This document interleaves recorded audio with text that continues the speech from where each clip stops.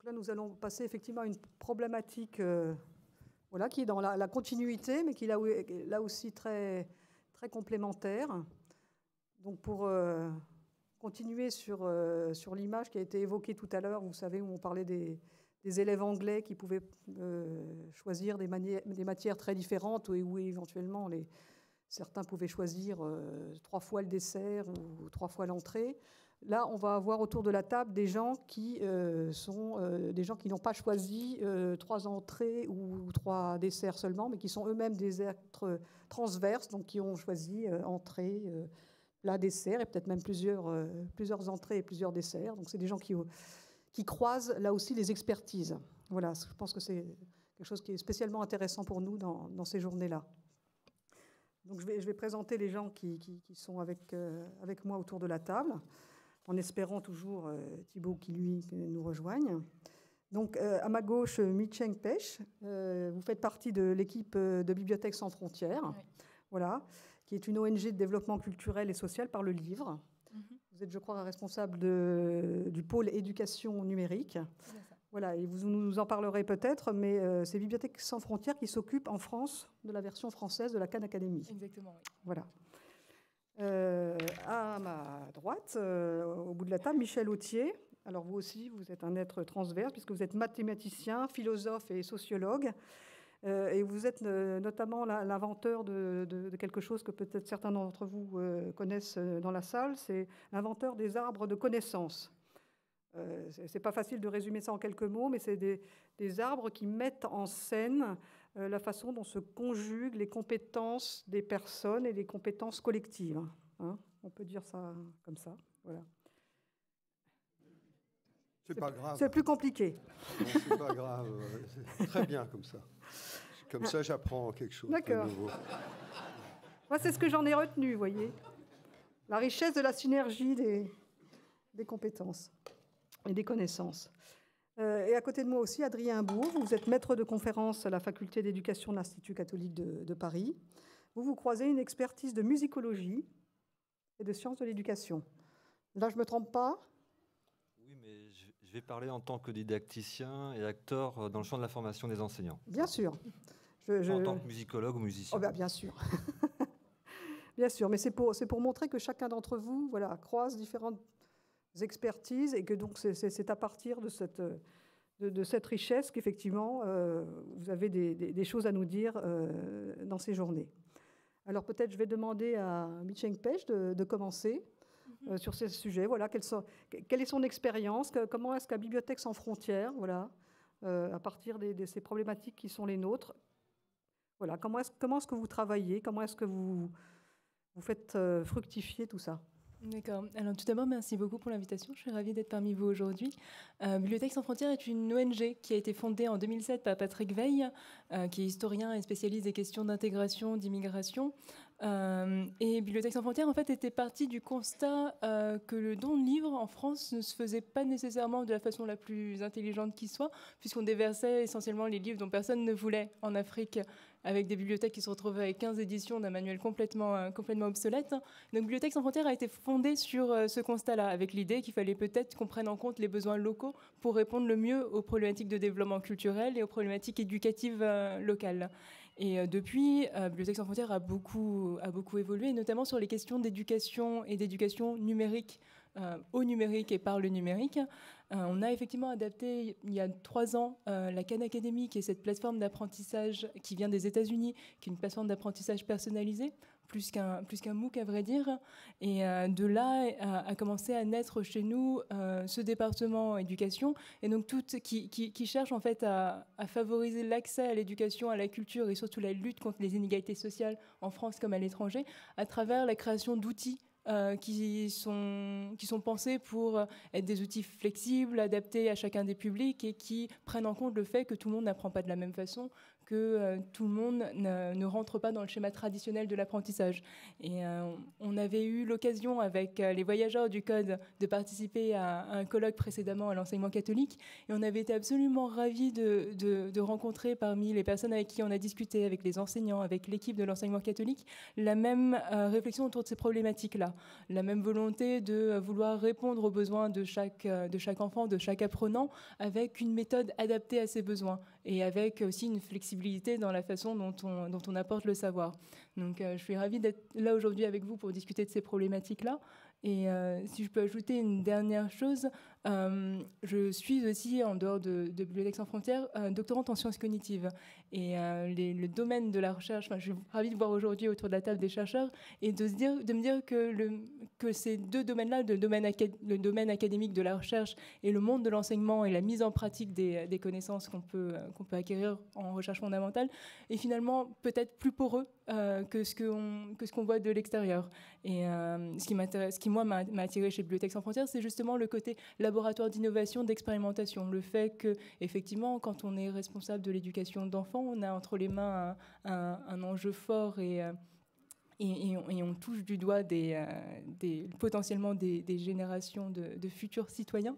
Et du coup, ça me semble aussi important qu'on revienne sur cet aspect-là qui, j'ai l'impression, est très prégnant dans l'enseignement catholique, qui est qu'on peut expérimenter des méthodes et on peut voir ce qui marche, ce qui ne marche pas, fonctionner par essai-erreur comme on l'a longtemps fait, mais qui n'est pas forcément favorisé par le carcan de systèmes éducatifs lourds, et que justement, ce qu'on apprend par exemple en sciences cognitives sur les modalités d'apprentissage, sur la mémoire, sur le fonctionnement de l'attention, est quelque chose qui est trop peu souvent réinvesti dans les sciences de l'éducation classique. Est-ce que vous pourriez nous en dire un petit peu plus sur la réflexion que vous avez à la fois sur les contenus, qu'est-ce que vous avez envie de transmettre, enfin, comment est-ce que vous réfléchissez là-dessus, et puis aussi dans un deuxième temps, sur la façon dont vous le faites, notamment sur la question du numérique, voilà, notamment sur cette traduction française de la Khan Academy, voilà, sur la forme que ça prend, la réflexion que vous avez là-dessus. Est-ce que vous pourriez nous en dire un petit peu plus? D'abord sur les contenus. Sur les contenus. Alors nous, on a commencé à s'intéresser à la Khan Academy parce qu'on travaillait avec des bibliothèques en France, en Afrique francophone, à Haïti, qui avaient besoin de ressources éducatives de qualité, parce qu'effectivement, on est dans des contextes où les enseignants où effectivement, les objectifs du millénaire étaient de scolariser un maximum d'enfants. Les enfants ont été scolarisés, mais ça ne veut pas forcément dire que le niveau de l'éducation a suivi derrière, parce que les enseignants ne sont pas nécessairement formés, parce que les ressources éducatives sont souvent obsolètes ou pas adaptées du tout au contexte local. Et donc on s'est tourné vers la Khan Academy parce que ça nous semblait être un modèle intéressant, aussi bien en termes de contenu, de façon de diffuser et de façon de transmettre ces contenus-là. La Khan Academy, pour ceux qui ne connaissent pas, c'est une plateforme d'apprentissage où on trouve maintenant plus de 4500 vidéos. Donc ce sont des vidéos très courtes qui durent entre 3 minutes et une dizaine de minutes, qui sont des vidéos où on ne voit pas l'enseignant, mais où sur fond noir, on voit une main qui écrit des notions et une voix qui explique en off ces notions.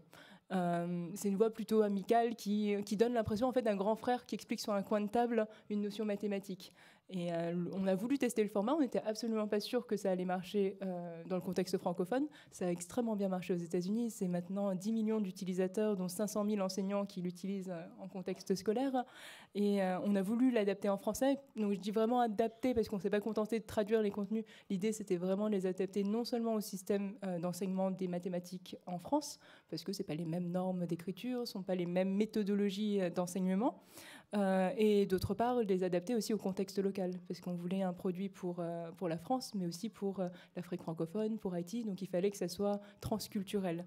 Et c'est une méthode qui nous a beaucoup plu et qui a extrêmement bien marché, puisqu'on l'a testé dans une bibliothèque à Yaoundé, au Cameroun, et sur un tutorat à raison de 2 heures par semaine pendant 3 mois, les élèves qui ont suivi l'enseignement, comparé à un groupe contrôle qui n'avait pas suivi l'enseignement, sont des élèves qui ont gagné 2,4 points sur leur moyenne de mathématiques sur 20, ce qui est assez considérable tout de même. Et je pense que ce n'est pas tant les contenus, en fait, que le fait que ces contenus-là servent d'outils à des enseignants pour favoriser une médiation autre, une médiation plus individualisée, où grâce aux outils de suivi statistiques sur la plateforme, on est capable de détecter les lacunes des élèves et de mieux y répondre.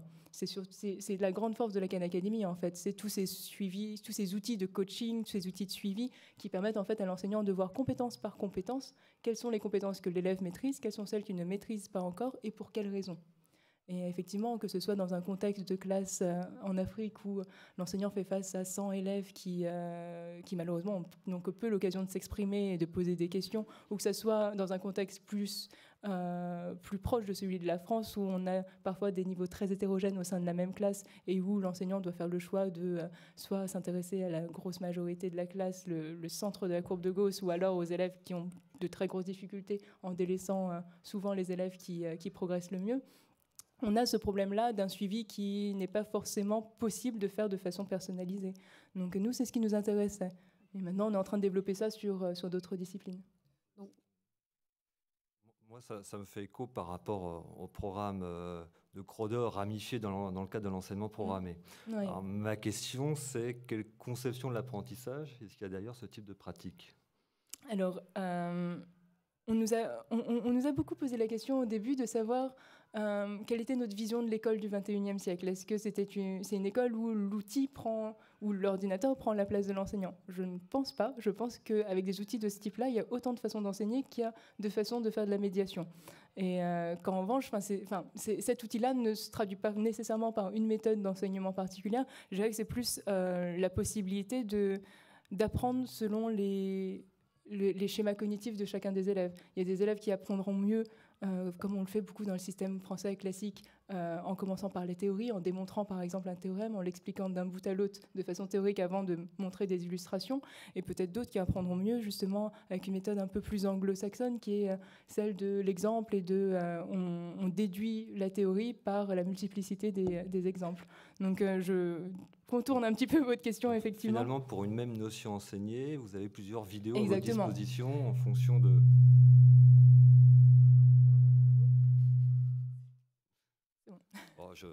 Je taquinais un petit peu en voyant l'enseignement programmé. C'est vrai que les arguments que vous avez utilisés, c'est exactement les mêmes qu'on a vus dans les années 70 aux États-Unis et en France. Voilà, d'où ma question sur les conceptions, mais de l'apprentissage qui était à l'arrière-plan dans toute pratique éducative et guidée par des conceptions spécifiques. Et j'étais plutôt sur des conceptions d'un point de vue des théories psychologiques, j'allais dire. Mais effectivement, en fait, ce dont on se rend compte, nous, on n'est absolument pas moi-même, je ne suis pas une pédagogue de formation. Ce que nous cherchions à faire en adaptant la Khan Academy, c'était offrir un nouvel outil aux enseignants. Et ce dont on a pu se rendre compte, en fait, par la pratique, l'expérimentation, que ce soit dans le contexte scolaire, avec des enseignants qui travaillent dans des niveaux, des contextes très différents, que ce soit par exemple en école primaire, en classe SECPA, en classe CLIS, d'accueil des primo-arrivants, par exemple, c'est que finalement, c'est un outil qui est extrêmement flexible et qui permet aux enseignants de s'adapter au fait que chaque élève ne progresse pas au même rythme et que effectivement, en termes de profil psychologique, il y a des élèves qui, en effet, dans les contextes où la Khan marche le mieux, ce sont des élèves qui ont des grandes difficultés d'apprentissage, qui peuvent être dyspraxiques ou qui peuvent avoir de fortes lacunes dans un domaine pour des raisons X, Y, qui peuvent être des raisons tout à fait juste socioculturelles, par exemple.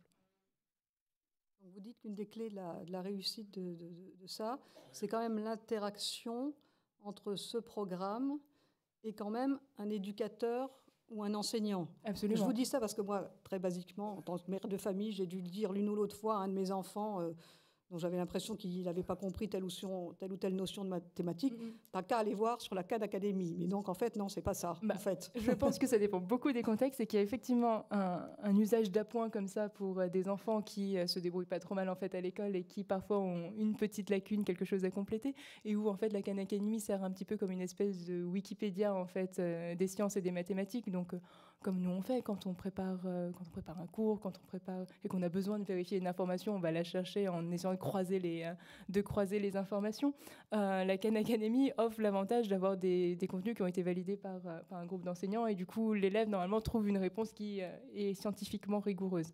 Après effectivement dans un contexte de classe, c'est très peu imaginable d'avoir effectivement 20 élèves connectés à un ordinateur chacun apprenant seul sans médiation du tout. Même dans les cas, je dirais, les plus extrêmes de classe inversée, en fait, on a des enseignants qui proposent aux élèves de regarder les vidéos à la maison.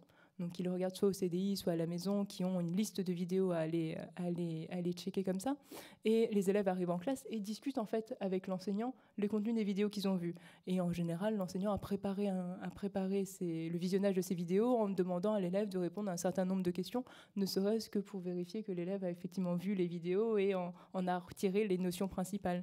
Mais la vidéo ou les exercices sans médiation me semble quand même assez difficile à mettre en place. On est loin de vouloir remplacer les enseignants. Au contraire, c'est donner un outil autre pour une médiation plus personnalisée où l'enseignant a un rôle plus central encore. Oui, donc l'importance de la médiation, peut-être que ça met en regard ce que l'un ou l'autre ont dit ce matin sur, pour l'instant, les limites qu'on observe sur les cours en ligne, les fameux MOOC.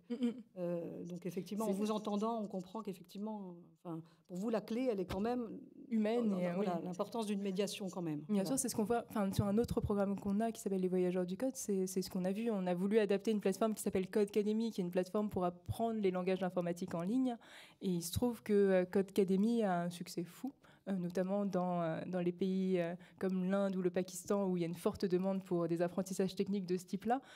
Mais par exemple, dans des contextes français ou anglo-saxons, comme les États-Unis, l'Angleterre, en fait, le taux d'abandon des apprenants sur Codecademy est énormissime. Et surtout, il est très lié au contexte socio-économique des apprenants. Quand on n'est pas quelqu'un qui a forcément le bagage académique pour être autodidacte et apprendre en ligne tout seul, c'est extrêmement difficile que ne pas se laisser décourager à la moindre difficulté. Donc, ce qu'ils ont mis en place aux États-Unis, c'est des apprentissages collaboratifs où les gens se retrouvent en bibliothèque, par exemple, ou dans un tiers-lieu quelconque, et se connectent tous, apprennent les uns les autres. Aucun n'est véritablement le formateur, parce qu'il n'y en a pas un qui a plus de compétences que l'autre, mais en revanche, il y a de l'entraide, des échanges autour d'un outil relativement guidé, relativement clé en main. Merci beaucoup. Peut-être qu'on aura l'occasion de revenir avec vous. Je vais passer la parole peut-être à Adrien Bourg. Voilà, une expérience très différente. Voilà, comment vous vous positionnez par rapport à cette question, voilà, des savoirs et de leur transmission de façon concrète. Oui, alors c'est vrai que j'ai réagi assez vite parce que ce qui m'intéresse aussi, ça a été une critique qu'on a pu faire pour l'enseignement programmé. Ça concernait avant tout des apprentissages liés à des connaissances déclaratives.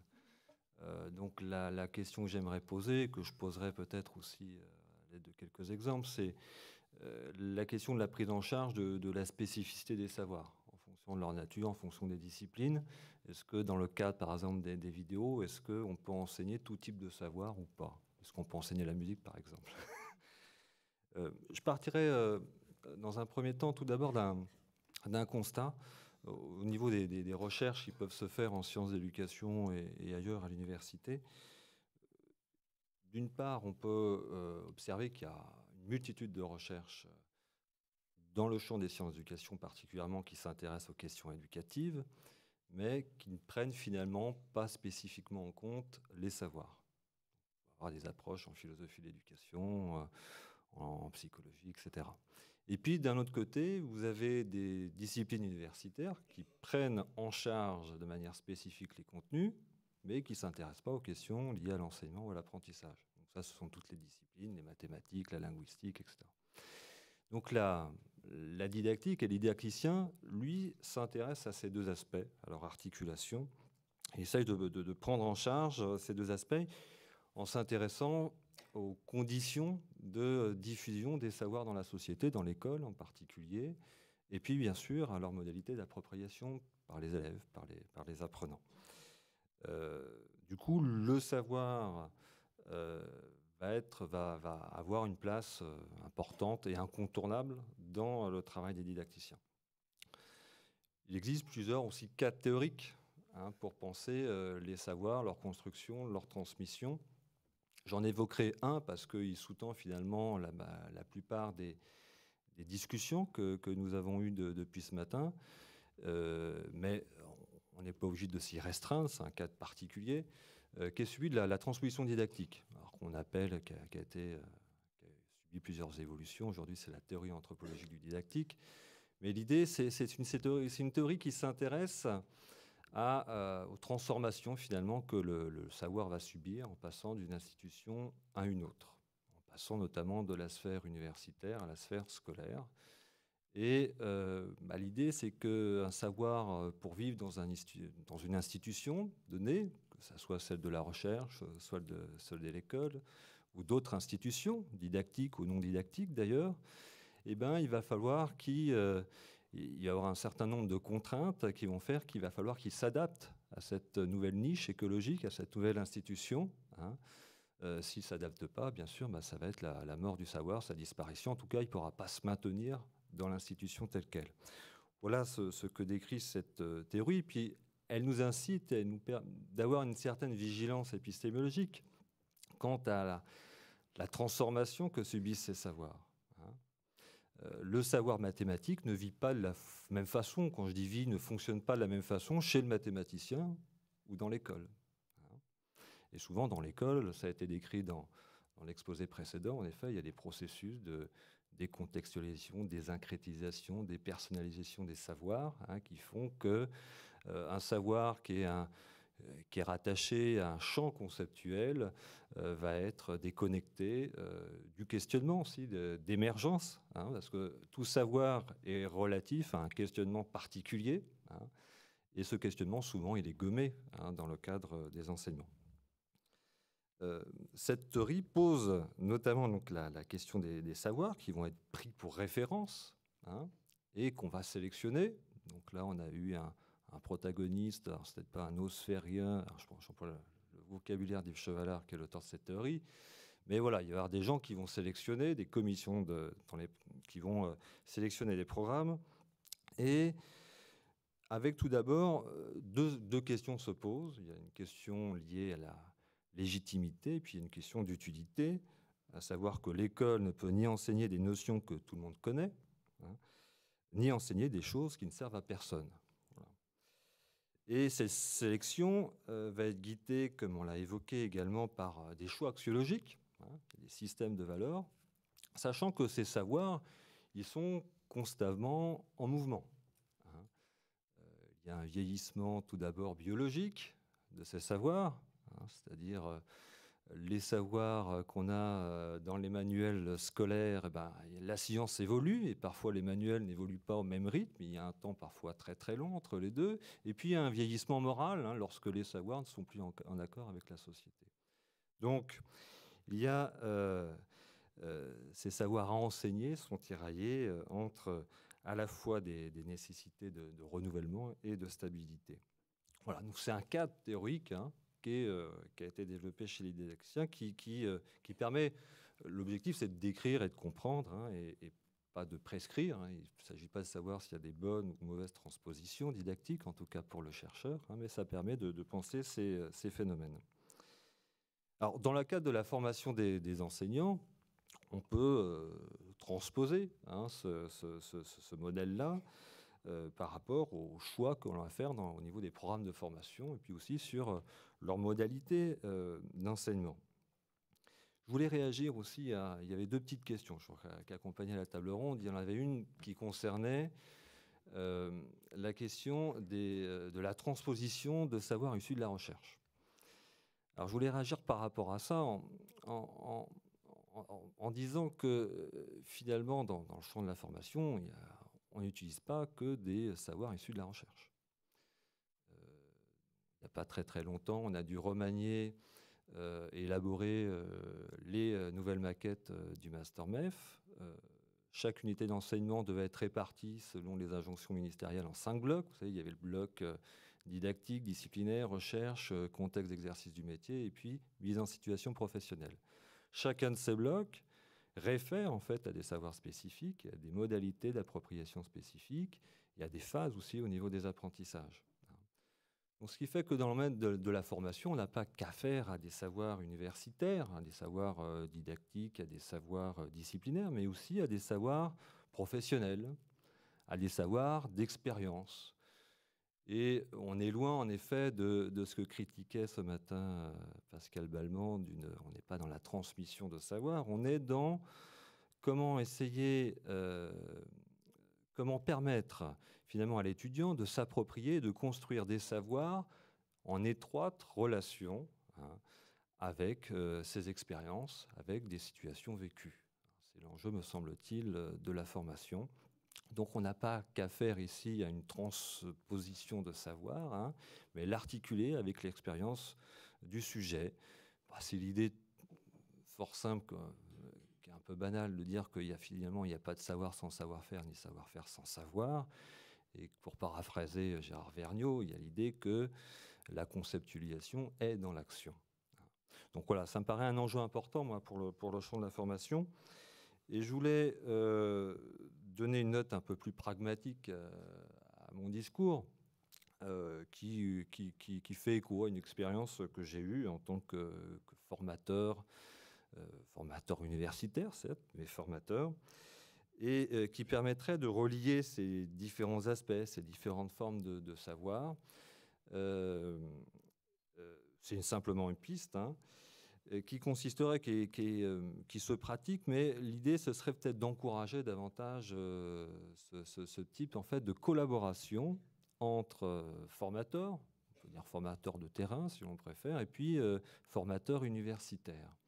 De telle façon, souvent dans les critiques que l'on peut recevoir au niveau des formations, que ce soit dans le champ de la formation continue ou initiale d'ailleurs, il y a cette idée que soit c'était trop théorique, donc complètement déconnecté du terrain, soit c'est trop en lien, on raconte ses propres expériences et c'est trop en lien avec le terrain et il y a un manque éventuellement d'outils conceptuels qui nous permet de prendre du recul et d'avoir une analyse suffisamment réflexive sur nos propres pratiques et finalement d'encourager une collaboration, une coopération même, c'est-à-dire pas deux temps séparés, un enseignant-chercheur qui parlerait puis ensuite un formateur, mais un temps à deux, une collaboration réelle. Ça me permettrait aussi une façon de renouveler un petit peu les formations. Et puis, ça participe également au développement des compétences professionnelles des formateurs. Voilà. Justement, une petite précision par rapport aux constats qui ont été faits ce matin, aux diagnostics qui ont été portés. On a beaucoup listé les difficultés, les questions qui se posaient, les enjeux. Vous, d'après votre expérience et vos recherches, est-ce que, voilà, on avance, vous vous dites là quand même, il y a des choses qui sont acquises, des choses qu'on comprend, ou alors vous en êtes vous aussi au diagnostic, voilà, là on a des nœuds, là on a une difficulté, là on pourrait faire autrement. Parce que je trouve que depuis ce matin, voilà, on entend beaucoup quand même voilà, ces nœuds, ces difficultés, ces points, etc. Et voilà, vous, dans votre pratique et dans votre recherche, comment est-ce que vous voyez les choses évoluer ou pas? Alors, je répondrai par rapport au dernier point que j'évoquais, puis ça fait l'enjeu d'une des recherches, c'est une partie des recherches que j'effectue qui rentre dans le cadre de la pédagogie universitaire. Il y en a plusieurs qui se développent depuis au moins 5 années maintenant. D'ailleurs, on va s'intéresser pas seulement à ce qui se passe dans l'école, mais aussi à comment on enseigne à l'université et dans le cadre notamment de la formation des enseignants.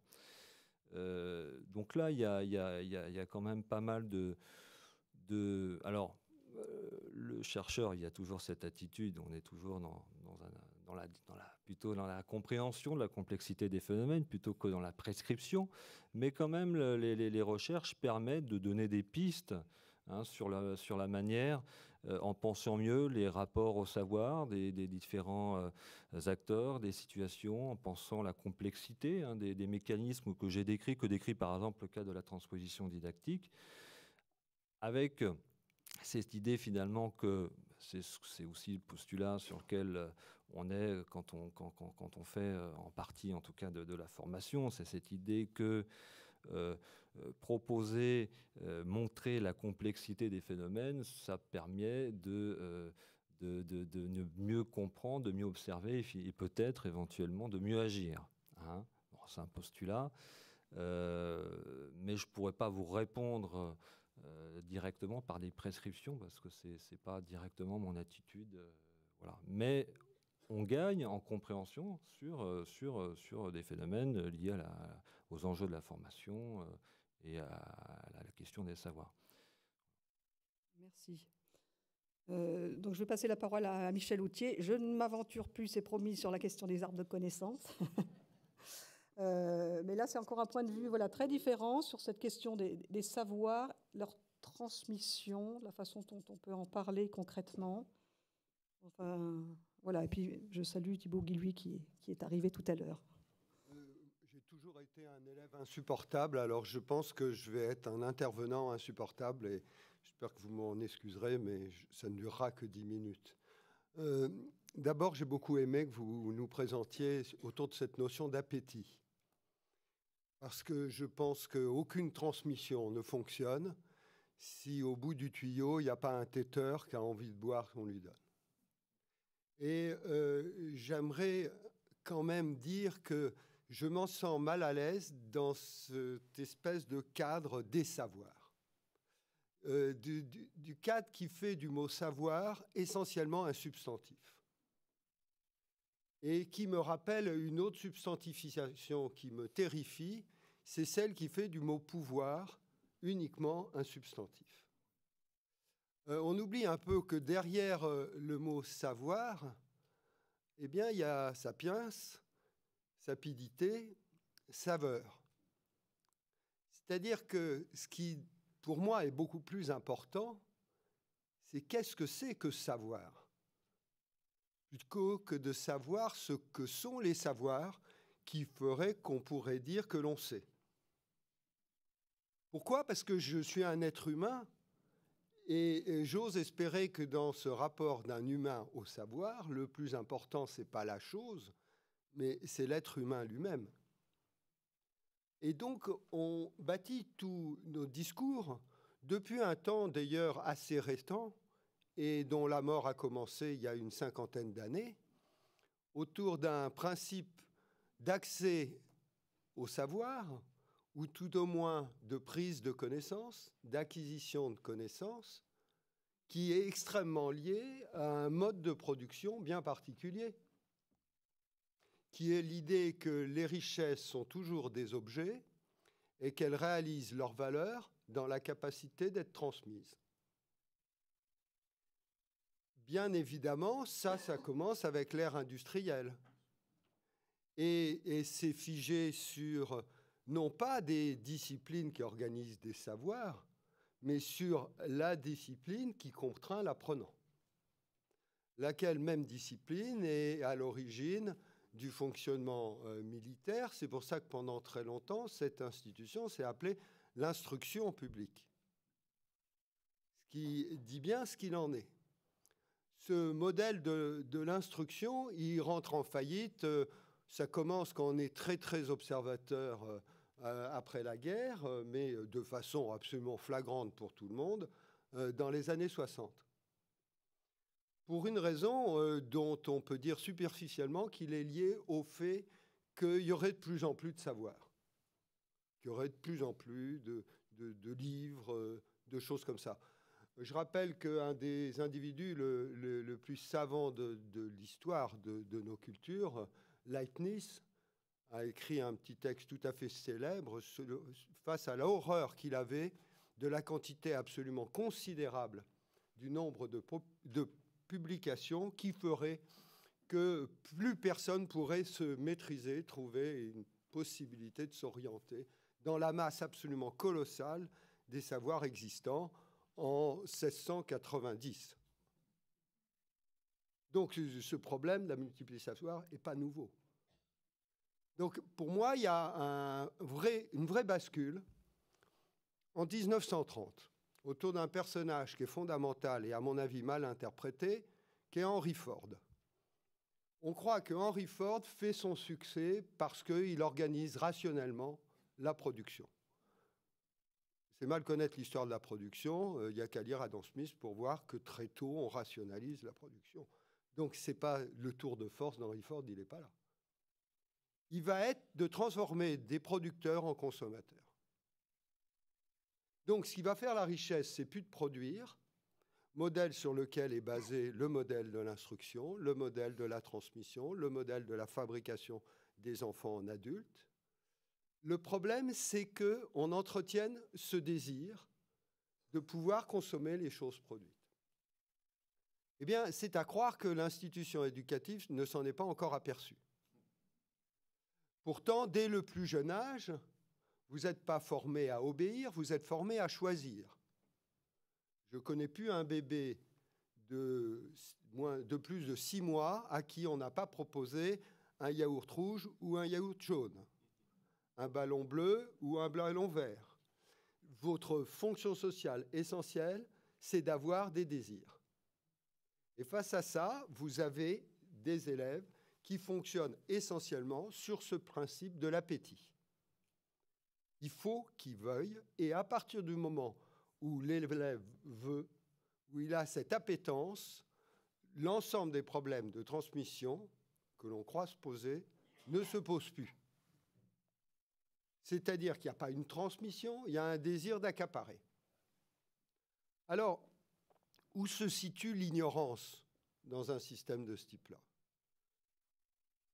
Moi, je pense, et on en a eu une illustration tout à l'heure, il y a un problème de méthode dans la façon dont la commission des programmes organise son travail. On commence par définir des programmes, puis on invente des systèmes d'évaluation qui permettront de dire que la chose a été bien transmise, et quand on aura le temps, on s'occupera des professeurs. C'est très bizarre puisqu'on sait qu'en fait, ce qui détermine l'organisation hiérarchique des disciplines, c'est la facilité qu'il y a à valider l'apprentissage. Et c'est à dessein que j'emploie le mot « valider », qui dit bien la conformité, et non pas évaluer, qui logiquement devrait nous dire la valeur, et non pas la conformité. Le problème vrai de la valeur d'un savoir maîtrisé par quelqu'un ne se pose pas dans les systèmes de validation. Quelque part, si on rapproche ces notions de savoir des notions de goût et d'appétit, eh bien, il n'y a absolument aucun doute que les enfants qui ont une certaine vitalité ont tous des goûts et des appétits. Sont tous quelque part installés non pas sur des petits objets qui s'approprieraient comme l'accord des participes passés ou le théorème de Pythagore, mais ils ont des zones de plaisir, ils ont des zones de satisfaction. Ils ont des zones où il y a une forte envie de connaître, c'est-à-dire d'accroître ce rapport au monde qui nous enrichit tous. Et donc, on pourrait dire que l'ignorant dans cette affaire, ce n'est pas l'être humain qui, par définition, est ignorant. Parce que ne croyez pas que quand vous êtes professeur, vous soyez beaucoup plus savant qu'un élève. En mathématiques y compris, c'est mon cas. Moi, je suis très flatté qu'on me traite de mathématicien. J'ai tout juste fait beaucoup de mathématiques. Ça ne fait pas moi une médaille Fields ou une médaille d'or du CNRS. Donc, vu du point de vue de Villani, je suis à peu près aussi ignorant qu'un élève de 3e. Donc, on est tous des ignorants. Mais tout le monde sait quelque chose et personne ne sait tout dans cette affaire. Mais dans ce jeu de l'ignorance, il y a un grand ignorant dans le processus pédagogique. C'est que alors que les enfants ont radicalement changé, puisqu'ils sont des êtres d'appétence et non plus d'obéissance, eh bien, les enseignants continuent à vouloir créer de la discipline, appliquer la discipline, avoir une autorité et faire preuve d'autorité et conditionner une nature du rapport humain qui ne fonctionne plus du tout, à savoir la transmission, l'émission de quelque chose qui devrait être réceptionné par quelqu'un. Donc, s'il y a un savoir fondamental qui, à mon avis, peut changer quelque chose aux performances de notre institution, serait que, enfin, on offre aux enseignants des technologies, non pas qui permettent de mieux transmettre le savoir, puisque de très très nombreux cas ont prouvé qu'un médium qui transporte un savoir désiré par l'enfant lui permette de l'acquérir, quelle que soit sa nature. On a des enfants qui se plongent dans des livres d'histoire dans lesquels il n'y a aucune image, avec passion, et d'autres qui ne vont même pas regarder une série d'aventures historiques, parce que quelque part, ils n'ont absolument pas le goût de ça. Le CNED a démontré qu'il avait fabriqué une superbe collection de cassettes pour apprendre l'anglais en France, et ça n'a pas marché. Avant de les mettre au pilon, ils ont eu la bonne idée de les envoyer au Vietnam. Pendant 20 ans, les petits Vietnamiens ont très bien appris l'anglais avec ce type d'objet. Donc, on est de ce côté de l'appétence. Alors, par contre, les outils et les nouvelles technologies pourraient peut-être servir, c'est peut-être là qu'on pourrait parler d'arbre de connaissances, mais c'est une autre affaire, à ce que les enseignants savent enfin quelque chose de ce qu'il en est des élèves. Qu'est-ce que c'est ce savoir? Un savoir qui serait vraiment inscrit dans une lignée pédagogique et non pas complètement envahi, comme ça a été le cas ces dernières années, par le psychologisme. C'est-à-dire qui s'intéresserait réellement au rapport de connaissance avec l'enfant et non pas au rapport à sa psyché, à ses pulsions, à ses défauts, comme on dit. Donc, je crois qu'il y a une vraie interrogation, j'y reviens pas, mais j'y reviens quand même pour avoir l'air de conclure, c'est que quelque part, peut-être il y a une chose à transmettre, aux enseignants, c'est le goût, le savoir, de savoir ce qu'il en est de ceux à qui ils enseignent. Est-ce que vous pourriez quand même préciser les choses là-dessus en disant, non, ça, c'est pas le psychologisme. Alors, c'est quoi? Sur quoi peut-on agir concrètement? Comment est-ce qu'on cultive ça chez les enseignants? Le psychologisme a un gros inconvénient, c'est qu'il révèle son utilité dans les situations pathologiques. La pédagogie n'est pas là pour soigner les pathologies de l'enfant. La pédagogie, je crois que c'est déjà chez Fénelon, qui pourtant avait un élève particulièrement privilégié, sur qui reposait un devoir de réussite absolument colossal, puisqu'il s'agissait du dauphin. Eh bien, Fénelon lui-même nous dit qu'il ne pouvait rien lui apprendre s'il ne partait pas de son plaisir à lui. S'il n'arrivait pas à inscrire ce qu'il avait à transmettre, de l'appel que l'enfant a à acquérir une connaissance nouvelle. Et que tout le travail, c'est d'abord de repérer chez l'enfant ce qu'il en est de son plaisir à apprendre. Et ça, c'est possible. Enfin, je peux en témoigner, parce que j'ai enseigné systématiquement pendant 20 ans dans les classes les plus difficiles des établissements où j'étais, et ce par goût. Il est possible de prendre des enfants qui pensent ne rien savoir, qui ont un dégoût absolu des études, et en repérant ce pourquoi ils ont du goût, sur ce goût-là, rétablir une connexion avec l'abstraction, avec l'organisation d'un message, d'une conversation, d'un échange, avec un travail de mémoire, avec une conceptualisation. Et pour rejoindre ce que vous disiez, c'est vrai que c'est Hegel qui disait qu'il n'y a rien de plus concret que le concept. Eh bien, mais avant d'en arriver là, il faut que le concret pour lequel on se passionne soit respecté par celui qui prétend être un maître. Or, c'est rarement le cas.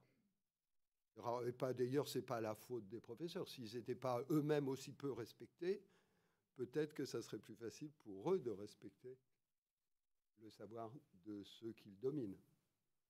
Et à partir de ce constat que vous faites, comment est-ce qu'on renoue les choses? Vous avez parlé de votre propre expérience, de partir de l'appétit des élèves. À la fois la façon dont vous le présentez, on a l'impression que c'est une démarche finalement quand même aussi assez individuelle en fonction de chacun. En même temps, vous faites part d'une expérience avec des classes. Comment est-ce que vous avez articulé les deux et comment est-ce qu'on peut articuler les deux? Voilà. J'oserais citer un homme, plus encore un fondateur ici, en disant la première chose, c'est qu'il ne faut pas avoir peur. Il ne faut vraiment pas avoir peur. C'est-à-dire que toutes les formes d'autorité qu'on subit soi, il faut accepter de s'y confronter pour éviter d'être un agent de transmission de ce principe absurde de l'autorité qui fait qu'après on jouit de l'autorité qu'on a sur le plus faible. Donc, d'abord, il faut résister. D'abord, il faut résister aux injonctions qu'on trouve absurdes, dénuées de sens, peu respectueuses de ce qu'on est et de ce que seront ceux avec qui on va essayer d'enseigner. Ensuite, il faut prendre son temps. Je crois que le grand, c'est comme en physique. Vous avez deux principes majeurs, c'est la reconnaissance et le respect. Les forces attractives et les forces répulsives. Vous savez que le monde existe tout simplement parce qu'il y a de l'attraction universelle, et puis c'est la gravitation, et puis il y a les principes d'électromagnétisme qui permettent de faire en sorte que les choses s'opposent, c'est qu'elles s'écartent.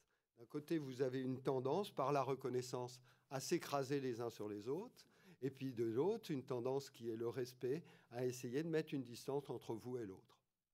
C'est fondateur de la pédagogie. Vous avez ça dans le banquet de Platon, quand Socrate refuse de coucher avec Alcibiade. C'est-à-dire que c'est fondateur de la pédagogie. Et c'est vraiment, elle est là, elle naît là, la pédagogie. Or, évidemment, Socrate, il raconte des choses que Alcibiade lui demande. Comment il était à la guerre, son courage, ses souvenirs et tout. Et à travers ça passe de la philosophie, passe de la connaissance. Il n'y a jamais de la discipline. Il n'y a jamais... Vous savez, les savoirs, ils sont organisés sur ce principe des disciplines pour pouvoir être mieux contrôlés eux-mêmes. Toujours cette notion de contrôle. Alors, dans un monde en mouvement permanent, où les entreprises elles-mêmes sont en train de s'apercevoir ce qu'il en coûte du contrôle, eh bien, ça serait bien que les systèmes éducatifs ne commettent pas les fautes qui ont été faites depuis trop longtemps maintenant. Justement, vous parlez des entreprises. Est-ce que vous pourriez nous faire un petit aller-retour, justement, entre ce que vous dites, le système éducatif, et ce que les entreprises ont appris ou sont en train de réaliser aujourd'hui, éventuellement les expériences qui sont faites? Est-ce qu'il y a des choses qu'on peut...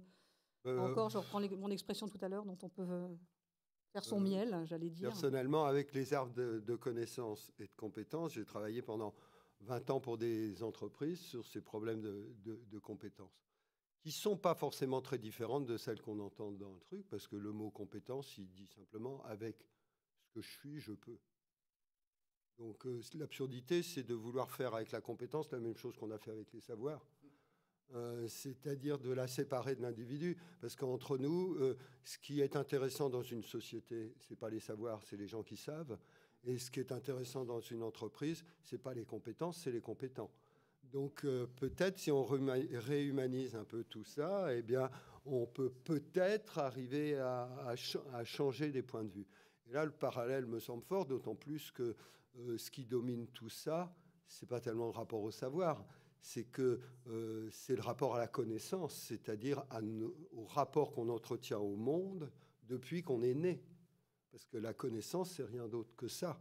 C'est ce qui nous est propre et qui nous aide à vivre avec le monde, avec lequel on va surmonter des problèmes et inventer des nouvelles choses, etc. Et on sait bien que si pendant, disons, 100 ans ou 150, ce régime axé intégralement sur les savoirs et la réification de la connaissance a été performant, ça ne l'est plus. Maintenant, les problèmes, vous les résolvez des fois avec des savoirs, et c'est important. Le plus souvent avec de l'information, et de l'information pas au sens du 17e, c'est-à-dire du bien mis en forme, du vrai ou du faux, mais au sens du liquide, comme tout le monde le dit. Le liquide qui, rentrant dans un contenant, vous fait voir la forme que vous ne voyez pas, ou le liquide qui dissout le problème que vous aviez. Ou bien par un autre phénomène qui consiste à faire des relations humaines qu'on appelle encore des connaissances et qui consiste à trouver quelqu'un qui va vous aider quand vous êtes dans une difficulté. Donc moi j'aime bien que ces solutions, elles portent 3 noms. Résolution, avec les savoirs et les objets techniques, c'est-à-dire avec une chose, on fait une solution. dissolution, c'est-à-dire séparation en petits morceaux du problème, pour s'apercevoir qu'il n'était pas si grave que ça et qu'il part avec l'eau dans le trou du lavabo. Et puis, je vous le donne en mille, parce que c'est quand même merveilleux. Vous savez comment ça s'appelle, cette solution qui consiste à remettre à quelqu'un d'autre son problème, c'est-à-dire le mettre à côté de soi. Ça s'appelle une absolution. Hein? Eh bien, je crois que ce qui est surtout important, c'est de réintégrer l'ensemble de ces sens et de ne voir dans le savoir qui est important, qui n'est pas neutre, qui sont des points d'orientation solides, et dans le fait de les savoir surtout, eh bien, il faut réintégrer l'ensemble de ce jeu-là, parce que, comme c'était dit tout à l'heure, c'est ça qui va donner des conditions de satisfaction et non pas de transmission. C'est-à-dire, est-ce que ça me satisfait? Et il est clair que plus on apprend à goûter de choses nouvelles, plus on a envie de goûter de nouvelles choses. Ce n'est pas une charge d'apprendre, c'est un plaisir. Tous les gens qui sont là le savent. Tous ceux qui ne sont pas là ne le savent pas. C'est ça qui est peut-être un peu triste. Mais enfin, je ne vois pas pourquoi vous me faites parler beaucoup.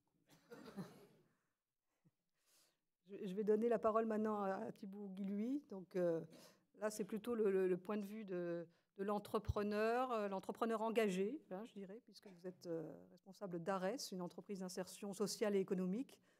Donc j'imagine que ce dont on vient de parler, là, ce qui est important, c'est plus les compétents que les compétences. Ça, j'imagine que ça résonne pour vous. Allô ? Bon, déjà, je suis un petit peu gêné d'intervenir sur une conférence sur les savoirs, alors que je vous ai donné la démonstration que je ne savais même pas à quelle heure commencer cette séance. La deuxième chose, c'est que... Tout le monde ne sait pas tout, a dit Michel Autier. Et puis, je dois dire que pour un intervenant insupportable, on aurait envie de vous écouter encore un petit moment. Moi, en fait, je m'occupe. Donc, moi, j'ai pas toutes les. J'ai pas fait beaucoup d'études, en fait. Hein, donc, j'ai pas tous les savoirs de mes amis autour de la table. Je vais peut-être parler plutôt, on va dire, en praticien des savoirs. Et donc, ce que disait Michel Autier doctement, ben, en fait, ça résonne en tout cas beaucoup dans la réalité qui est la mienne. Donc, très brièvement, je m'occupe d'une association dont la seule et unique mission est de s'adresser à des personnes qui sont en difficulté, qui sont en situation d'exclusion, pour tout un tas de raisons que la vie leur a réservées ou qui se sont... c'est des personnes qui n'ont pas travaillé depuis très longtemps, c'est des jeunes sans qualification, justement ces 150 000 jeunes dont on parle tout le temps à la télé et qui sont passés complètement à côté de l'acquisition des savoirs. C'est des personnes en situation de handicap dont les vicissitudes ont fait qu'eux non plus n'ont pas pu accéder au savoir comme ils l'auraient souhaité. C'est aussi tous les primo-arrivants qui arrivent d'autres pays et qui évidemment n'ont pas eu la possibilité d'acquérir les savoirs, ou en tout cas les savoirs qui sont nécessaires pour vivre dans une autre société. Donc finalement, c'est une grande diversité de gens. Ce qu'on constate en tout cas, c'est que la grande majorité n'a pas de qualification et a peu de savoir au sens où on l'entend, enfin de qualification. Certains on les met même dans des... pour ceux qui connaissent un petit peu les cases, grosso modo, nous 9 personnes sur 10 n'a pas le niveau 5 bis. Pour employer le jargon administratif, ça veut dire que il atteint péniblement le niveau du collège et pour beaucoup sont en situation d'illettrisme. Vivre dans la société dans laquelle on est et trouver sa place dans une société, dans une entreprise et faire sa vie est évidemment compliqué quand on n'a pas ces qualifications et ces formes de savoir. Enfin, j'ai toujours peur du coup de m'exprimer et puis peut-être de dire une grosse bêtise, mais donc, la première des choses, pour rebondir sur ce que disait Michel Autier, je suis complètement d'accord avec lui sur le fait que, évidemment, on n'apprend pas,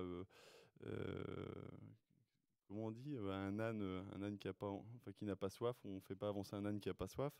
Il faut d'abord avoir envie, créer l'envie, mais je pense qu'avant l'envie, c'est-à-dire le vouloir, je pense qu'il faut peut-être d'abord le croire. C'est-à-dire que finalement, le point commun de tous les gens qui arrivent chez nous, c'est qu'ils n'ont plus confiance en eux. Et c'est normal, puisque la société leur envoie une image extrêmement négative d'eux-mêmes. Pour beaucoup, d'ailleurs, pour un certain nombre d'entre eux, ça a commencé par l'échec scolaire.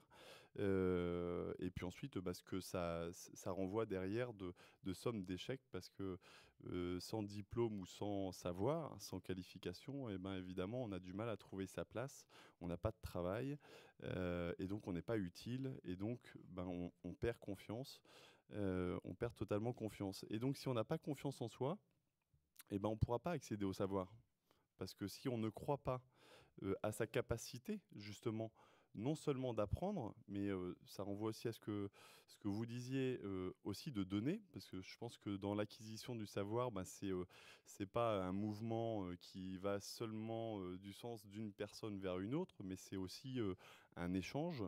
Et donc, ça suppose évidemment d'avoir confiance en soi. Donc, tout le travail qu'on fait par différents mécanismes, et finalement, notre objectif, c'est d'abord de redonner confiance dans chaque personne et dans sa capacité justement à apprendre, à aller de l'avant, à se réaliser et participer à la réalisation des autres.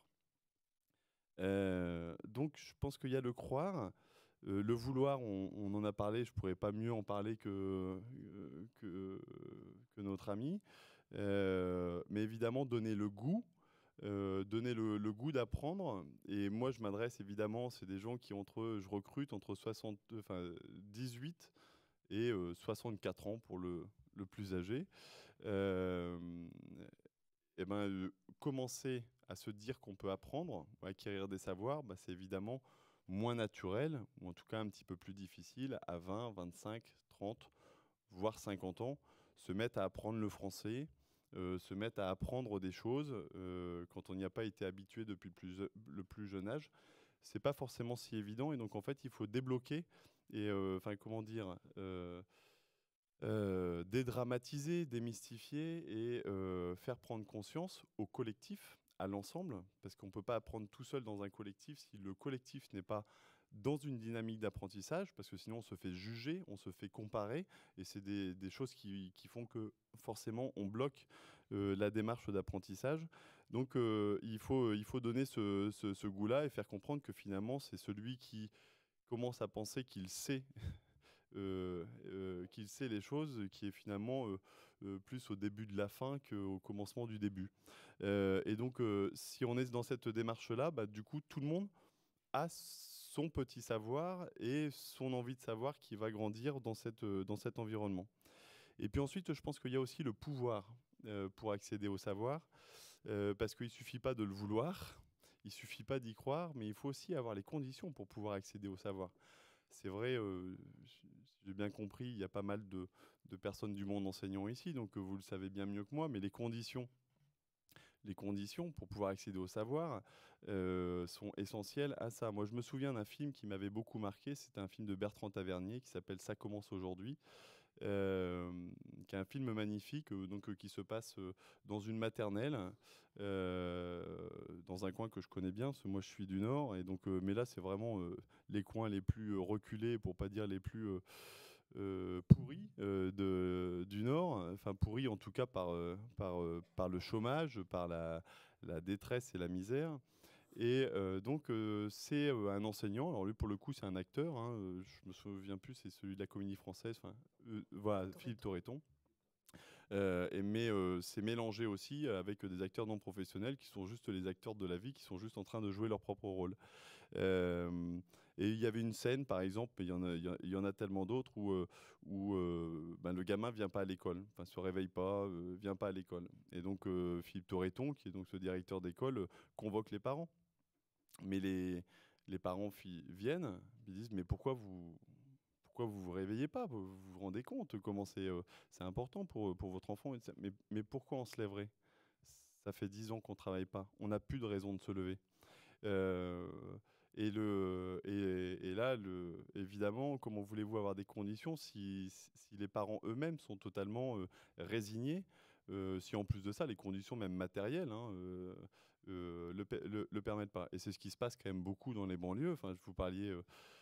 dans les banlieues, et puis dans plein d'autres endroits d'ailleurs. Je ne vois pas pourquoi ça serait que dans les banlieues qu'il y aurait des galères. Mais il faut créer ces conditions-là. On a des zones et des endroits où on grandit et où limite l'accès au savoir, où le savoir est presque une tare.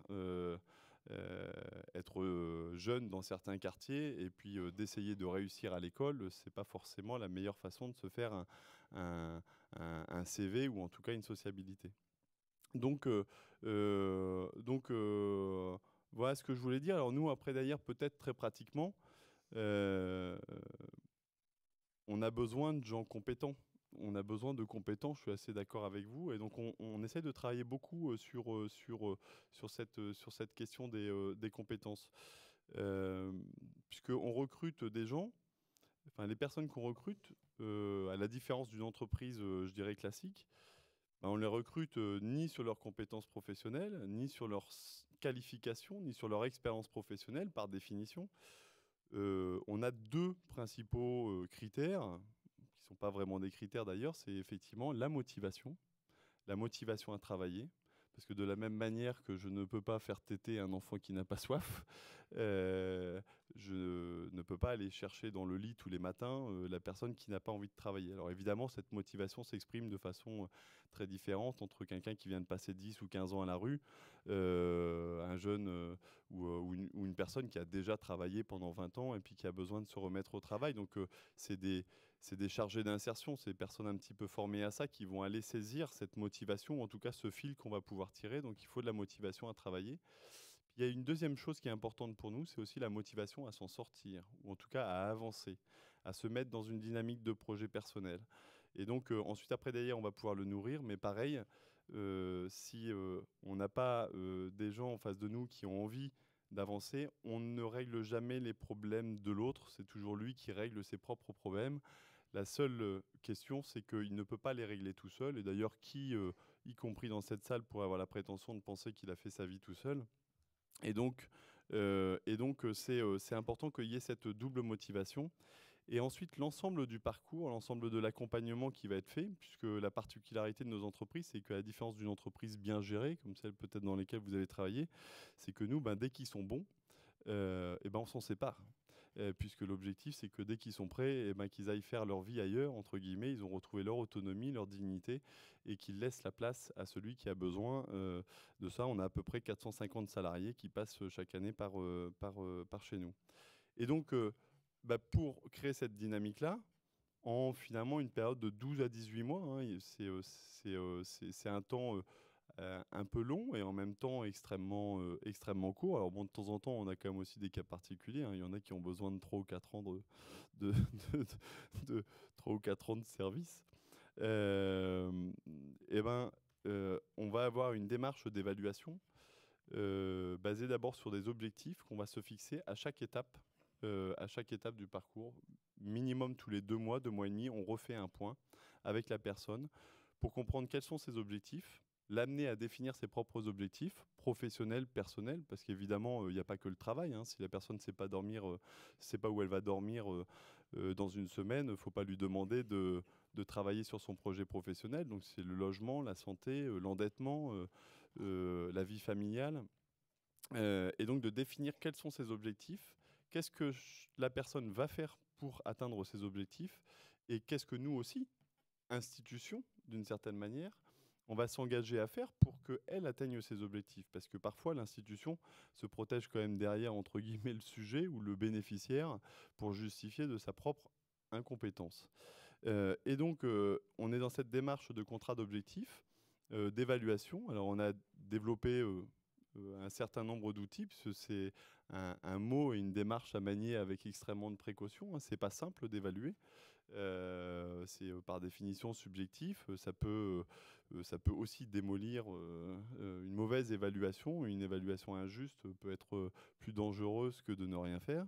Et donc, on on évalue ensuite l'atteinte de ces objectifs. On a des outils pour évaluer ce qu'on appelle les compétences comportementales. On va dire l'assiduité, la ponctualité, le savoir travailler en équipe, savoir comprendre des consignes, savoir les partager, etc. Avec différents niveaux, 4 niveaux de non-acquis à la capacité à partager et à transmettre. Et du coup, ce processus d'évaluation qui évidemment implique la personne, il y a une auto-évaluation et puis un retour de l'équipe, permet d'enclencher une démarche où on mesure aussi ses progrès, où on ne recule pas non plus derrière ses manques, etc., de manière à prendre conscience progressivement de ses compétences. Parce que la prise de conscience de ce que l'on sait, on n'a pas besoin d'un diplôme.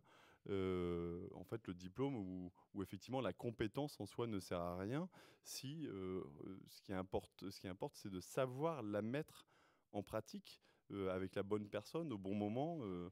Donc, savoir manager, la compétence de manager, voilà, c'est pas une compétence en soi. Ça dépend à qui on s'adresse, dans quel contexte, etc.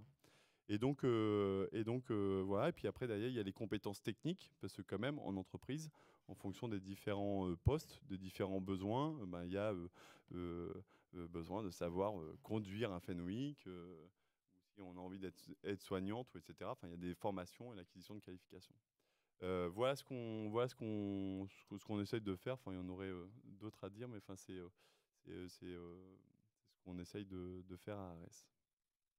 Merci. Vous avez parlé plusieurs fois de cultiver la confiance et de cultiver cette confiance en amont, notamment pour remettre en route ce désir d'apprendre, ce désir de progresser. Vous avez dit à un moment, on utilise pour ça différents biais, je ne m'étendrai pas là-dessus. Et en même temps, justement, est-ce que vous pourriez nous donner quand même quelques exemples de la façon dont vous procédez? Parce que je pense aussi que les gens, certaines des personnes avec qui vous travaillez sont des gens qui ont sans doute connu pour certains l'échec scolaire. Et donc, on n'a pas trouvé avant, quand ils étaient plus jeunes, justement, ce mécanisme de comment cultiver leur confiance, comment leur donner envie. Voilà. Donc, est-ce que vous pourriez nous dire, vous, comment vous faites pour remettre en marche cette culture de la confiance et du coup remettre en marche cet appétit? Est-ce que vous auriez quelques exemples, par exemple? Ouais, ça va être vraiment difficile de répondre comme ça à cette question. Peut-être en racontant un exemple, une histoire. Alors, d'abord, peut-être je pense que c'est important de ne pas confondre. Pour moi, la confiance, c'est extrêmement lié à l'exigence. C'est-à-dire qu'en fait, et d'ailleurs dans le travail social, ou de temps en temps, on a tendance, c'est bien l'écoute, mais c'est aussi important comment dire, d'avoir un haut niveau d'exigence. C'est-à-dire que nous, dès le départ, on est extrêmement exigeant avec nos collaborateurs. Alors évidemment, c'est de façon très personnalisée, puisqu'on exige de chaque personne qu'elle soit à 100% de ses capacités du moment. Et donc, il y a des fortes disparités dans nos équipes. Mais donc, ce qu'on énonce, c'est qu'il ne faut pas regarder le voisin en se disant est-ce que, tiens, je fais plus ou il fait moins, ou etc. Mais de se dire, tiens, comment moi je vais être quelqu'un qui va contribuer à une dynamique collective et où tout ce que je vais apporter, ça va m'enrichir et puis en même temps, ça va enrichir les autres. La question de l'exigence, c'est quelque chose d'important. En fait, vous prenez un petit... je ne vais pas tomber dans les caricatures, mais en gros, le petit jeune des banlieues qui est évidemment, alors là, dans le rejet total de toutes les institutions, de toutes les bonnes... en tout cas du savoir-vivre tel que visiblement dans cette salle vous l'imaginez, et je m'inclus dedans évidemment. Mais si vous avez un discours extrêmement exigeant avec cette personne, et ne pas avoir peur, évidemment, il ne faut pas avoir peur de l'autre. Comment voulez-vous que quelqu'un dont vous lui renvoyez l'idée que vous avez peur de lui va vous écouter et va vous considérer? Puisque avoir peur de l'autre, c'est d'une certaine manière déjà au moins le déconsidérer ou le sortir de votre sphère de relation. Donc il ne faut pas avoir peur. Et donc il ne faut pas avoir peur aussi de dire les choses telles qu'elles sont. Et de dire, non, là, c'est pas bon, ou voilà, moi, où je t'attends, et là, aujourd'hui, tu es là, c'est pas bon, et tu dois être là. Et tu n'as pas le droit de t'autoriser à être en dessous de ce en quoi de ce qu'on attend de toi, parce que c'est une manière de te dire qu'on croit en toi. Et tant que tu ne seras pas à ce niveau-là, eh ben on te tombera dessus. Et on sera extrêmement dur. Et on ne lâchera pas l'affaire. Et cette posture, à mon avis, cette posture est essentielle. Parce que c'est celle qui fait que on commence à enclencher le fait que, ah ben tiens, d'abord, il y a quelqu'un qui croit en moi. 2, visiblement, il me voit mieux que ce que je ne me vois. Et 3, par contre, visiblement, il rigole pas. Et donc, si je tiens pas mes engagements ou si je suis pas au rendez-vous, ça va pas le faire. Et de temps en temps, d'ailleurs, ça le fait pas. Et on dit juste, visiblement, 1 fois, 2 fois, 3 fois, c'est pas le moment. Tu reviendras en deuxième mi-temps quand tu auras réfléchi dans ton vestiaire. Donc, cette question-là de l'exigence, et qui après, d'ailleurs, je pourrais le décliner sur la façon dont sont formés nos chefs d'équipe, l'encadrement, les règles, etc. C'est évidemment quelque chose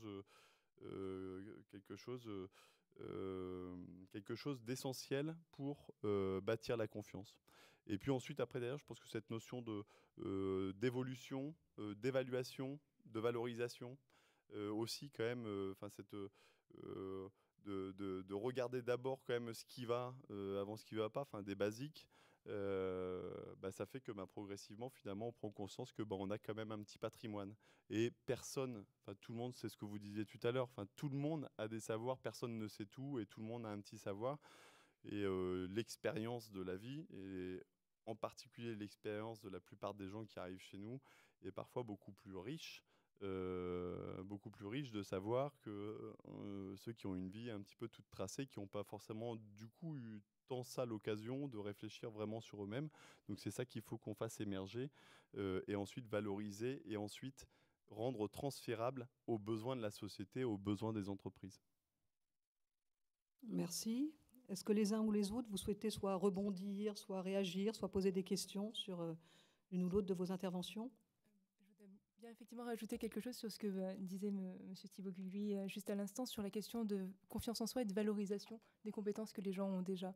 Je pense que ça rejoint un petit peu ce que vous disiez, Michel Autier, au sujet de connaître l'autre, connaître l'apprenant et savoir quel est son système de pensée et quelles sont les appétences de cet apprenant-là.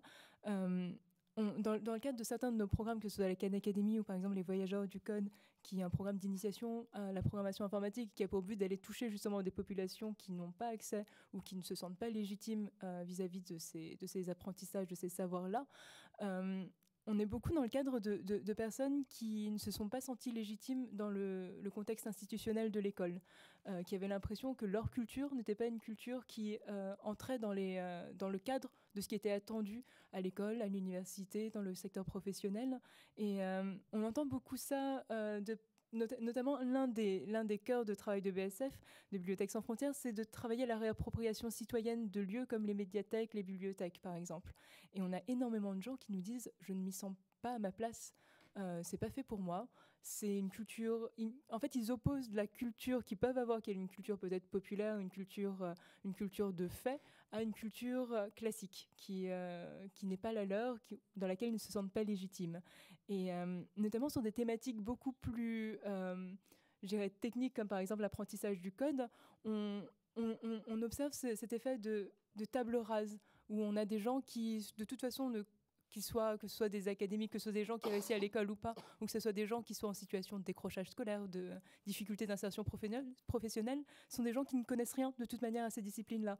Et ça fait un bien fou aux personnes de se rendre compte que finalement, à partir de rien, on peut toujours apprendre. Et qu'on a des compétences qui sont peut-être des compétences qui sont absolument pas valorisées dans le cadre classique de l'école, mais qui en fait sont des compétences qui peuvent être extrêmement utiles dans le cadre d'un apprentissage. On a des gens, par exemple, des jeunes qui sont en situation de décrochage scolaire, qui sont des jeunes qui bidouillent, qui trouvent des solutions, qui sont extrêmement débrouillards. Et ça sont des qualités qu'on ne met pas forcément en valeur dans un système classique d'apprentissage. Et en les mettant face à des succès pour lesquels justement ils ont fait appel à ces compétences-là, de débrouillardise, d'échange entre individus, justement, on peut aussi contribuer à leur redonner confiance et à leur redonner envie de s'insérer dans un système sans doute plus conventionnel, plus guidé, plus dirigé, plus traditionnel. Et je pense qu'effectivement, ça fait aussi partie de cet aspect-là de connaître l'autre et de se dire que derrière toutes ces différences entre individus, il y a aussi un maillage socio-culturel, économique, qu'il faut savoir prendre en compte et se rendre compte qu'on n'a pas tous les mêmes référentiels, les mêmes référentiels de valeurs, de culture, de ce qui fait ou pas la connaissance, le savoir. Michel Autier. Oui, moi, juste un petit mot sur ce mot culture, qu'on emploie beaucoup là depuis votre intervention.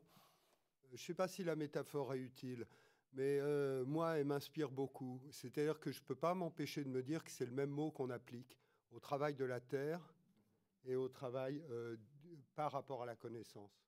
Et si les savoirs sont des espaces dans lesquels on se retrouve et où on peut partager, et non pas des points qu'on accapare, alors peut-être le vocabulaire et le mot est sauvé. Ce qui serait bien, parce que c'est un beau mot. Et il définit des richesses, et des richesses qui concernent les hommes. Donc on a envie de les sauver, ces savoirs. Il est légitime de s'y identifier et tout. Ils deviennent terrifiants s'ils prétendent être des arcanes, des clés parfaites qui ouvrent des portes. Ça, c'est gênant. Mais dans ce mot culture, dans ce cas-là, je pense que l'enseignant est un jardinier. Et je n'ai jamais vu un bon jardinier tirer sur la plante pour la faire pousser. Et donc, le travail, c'est effectivement de reconnaître qu'elle commence à pousser, qu'elle a besoin d'eau, qu'on a besoin de sarcler, d'enlever certaines mauvaises herbes, d'en garder certaines autres, de tailler quand c'est nécessaire. C'est-à-dire de lui apprendre à se concentrer sur l'essentiel et de dire qu'à ce moment-là, d'orienter, de tutorer. Et là, on découvre tout un vocabulaire qui finalement favorisera ce qui compte pour nous tous et ce qui compte pour notre société, c'est-à-dire l'épanouissement des individus. Peu importe vers quoi, la physique quantique ou la maîtrise parfaite du béton. C'est dans tous les cas quelque chose dont on ne sait jamais rien absolument. Je pourrais réagir de différentes manières. J'ai envie de dire que tout ne vient pas quand même de l'environnement, que l'éducation, enfin, construire des savoirs, c'est une activité conjointe avant tout. Et la question de la culture, moi, ça me faisait penser aussi ça me faisait penser à un processus psychologique et l'acculturation, entrer dans sa propre culture et aussi l'enculturation, dans la culture de l'autre. Pour penser aussi que finalement, beaucoup de choses qu'on a acquises, tout ce qu'on apprend, la majorité des choses, on le fait de manière implicite. Et alors, voilà, il n'y a pas que des institutions didactiques où on apprend des choses, c'est-à-dire dans lesquelles quelqu'un a l'intention d'enseigner quelque chose à l'autre, mais il y a aussi tous ces apprentissages que l'on fait dans la vie quotidienne et auxquels sont attentifs aujourd'hui les enseignants. Ils savent bien que les élèves arrivent avec des représentations sur certains phénomènes, sur certaines expériences qu'ils font. Et je crois que c'est pris en charge dans la formation aussi. Voilà. Honnêtement, après, avec des mots complètement différents, mais j'ai pas le sentiment qu'on dise des choses très éloignées. Ensuite, après, derrière, c'est aussi une question de posture. Enfin, je sais pas, par exemple, moi, dans un jeune qui a fait du trafic, qui a organisé un business de shit, bah, je vois un bel entrepreneur. Non, mais en tout cas, je vois quelqu'un qui a développé un certain nombre de qualités. Il sait vendre, à mon avis, bien mieux qu'un certain nombre de vendeurs de machines à imprimantes ou etc. Enfin, ils en auraient à apprendre aux vendeurs de chez Canon. Il sait organiser un dispositif, c'est extrêmement organisé. En termes de management, c'est des organisations qui sont souvent extrêmement efficaces. En plus de ça, elles évoluent non seulement dans un système concurrentiel quand même assez dangereux, mais en plus de ça, les autorités et l'administration sont tout le temps là pour leur mettre des poux dans leurs projets. Non, mais plus sérieusement, Je pense, et vous disiez, oui, l'enseignant le fait, ou etc., mais je pense que c'est ça qu'il faut cultiver. C'est pas d'encourager le business du shit, hein, c'est pas ça que je vous dis, mais c'est vraiment de regarder, justement, comment ces savoirs implicites, là, dont vous parliez, eh ben, on les regarde et on va les chercher. Ensuite, après, derrière, hop, on les transfère. Et on dit, bon, bah ouais, non, là, par contre, si tu continues ton affaire, je vais pas pouvoir te suivre. Par contre, finalement, tu sais faire ça, tu sais faire ceci, tu sais faire cela.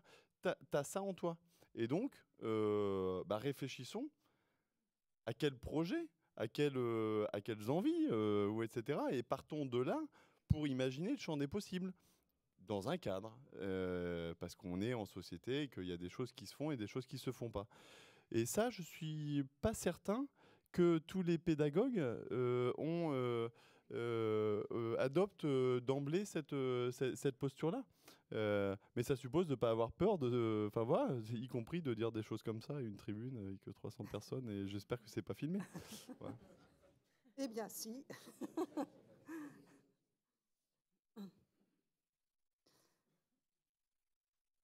Autre réaction?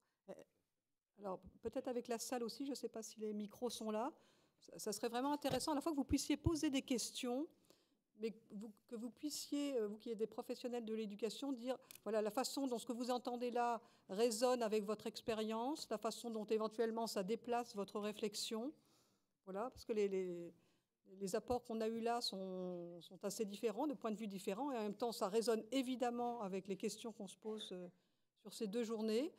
Peut-être certains d'entre vous ont des expériences à croiser avec celles qui sont données ici. Donc, ça serait intéressant de continuer ce croisement un peu plus largement. Donc, les micros sont là. Là-bas.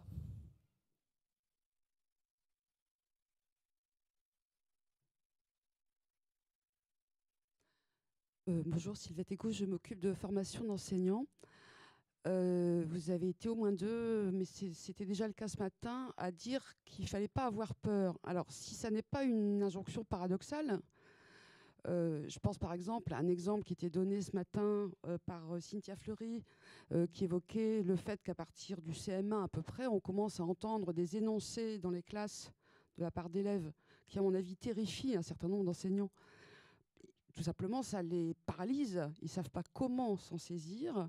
Et donc, à la manière de Socrate, est-ce que la vertu s'enseigne? Est-ce que ne pas avoir peur, ça peut s'apprendre? Est-ce que ça peut se communiquer?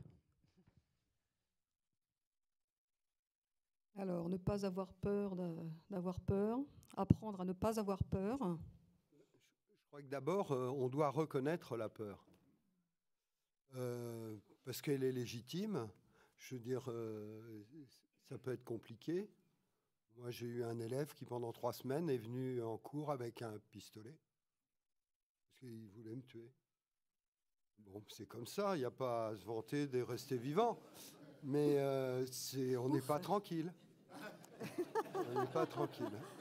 Alors, je crois qu'il faut en parler, parce que ensemble, on a moins peur que tout seul.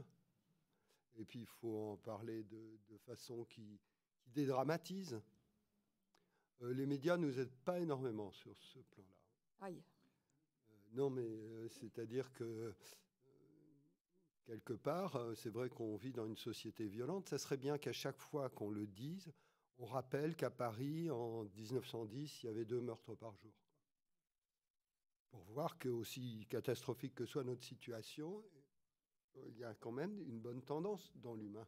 On doit pouvoir la trouver, quoi.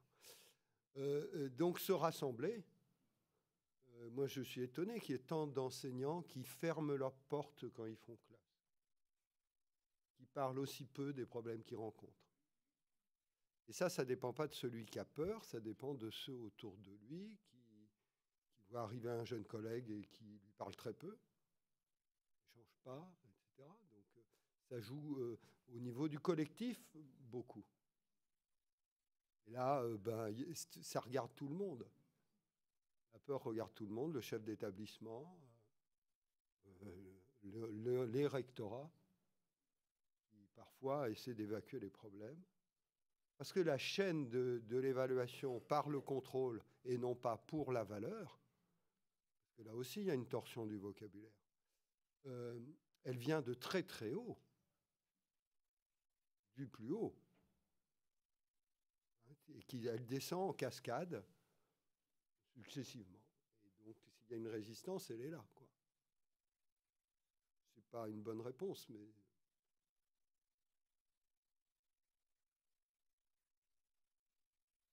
Ouais, c'est difficile de répondre à une question comme celle-là, mais bon, évidemment, ne pas avoir peur, derrière, c'est plutôt connaître ses peurs et puis en tout cas apprendre à les maîtriser, les dépasser. Puis bon, de temps en temps aussi, il y a des vraies peurs et puis des fausses peurs. Bon, là, il y avait une vraie raison d'avoir peur quand même.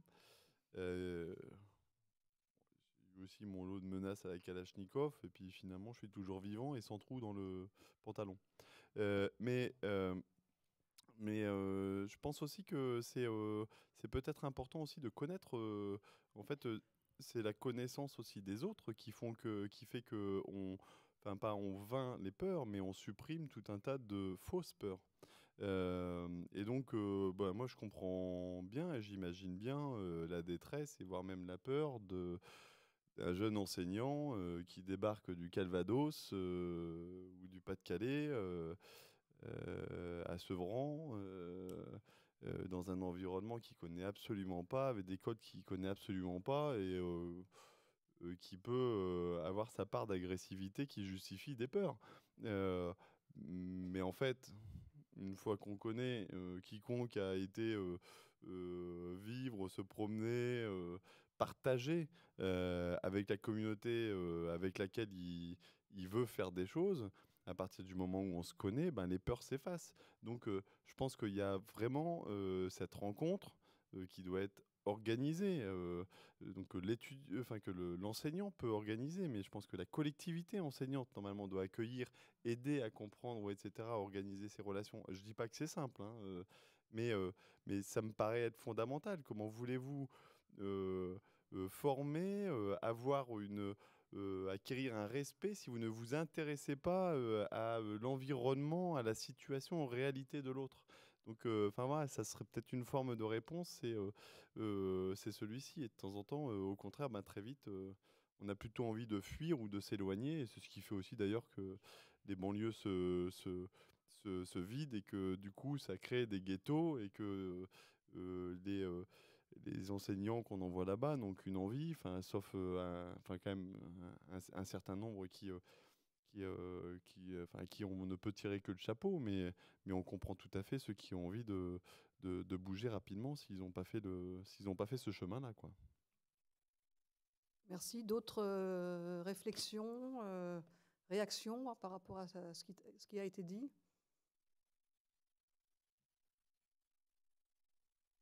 Oui.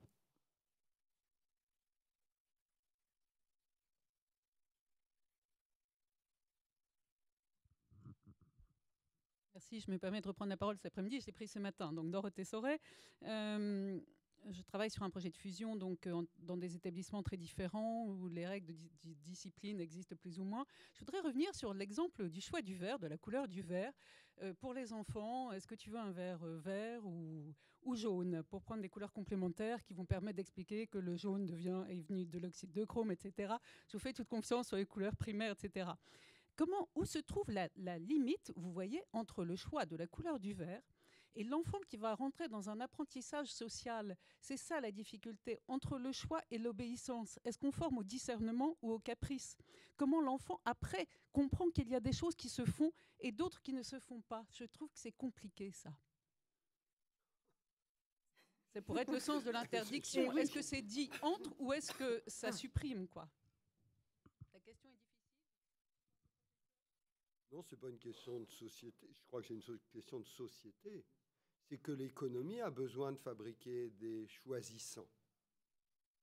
Et elle en a encore plus besoin que de fabriquer des savants. En tout cas, c'est ce que nous dit l'injonction économique.